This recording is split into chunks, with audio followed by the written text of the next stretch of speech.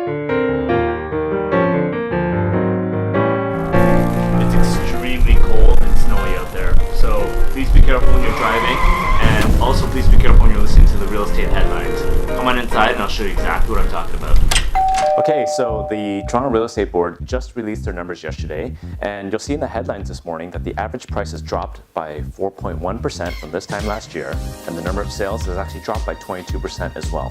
Now I'm here to tell you that the sky isn't falling, and let me give you some context into these numbers. So if you take these numbers and drill them down, you'll note that the detached housing is down by 9.1%, which is dragging everything down. You know, it's still very expensive to buy a detached home in Toronto. The average price is still over $970,000, and that includes good areas and not so good areas as well. And that's why the condo market is doing so well. The average price of a condo is around $507,000, which is about half of what it costs to buy a detached home in Toronto. If you look at specifically south of Bloor and between DVP and Dufferin, that's $624,000 to buy an average condo. Now let's take a look at the number that I really like the most to give you a snapshot of how the market's doing. It's called the months of inventory. Now, if you take a snapshot at the end of the month and look at the number of available homes on the market, and you take the average amount of sales, actually the total number of sales for that same month, and if you were magically able to pause time and those number of sales stayed consistent, you'd get a number that's called the months of inventory. How many months would it take to sell those available homes on the market right now? So, if you're looking at detached homes, we're looking at an average of 4.1 months of inventory. If nothing new were to come on the market, it would take you 4.1 months to sell everything on the market.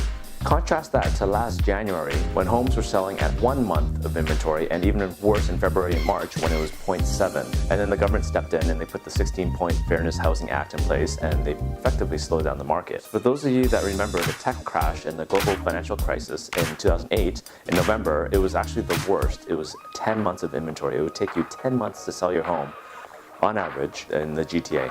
So right now, the overall market is at 2 months of inventory, and downtown Toronto condos, it's actually at 1.6 months of inventory.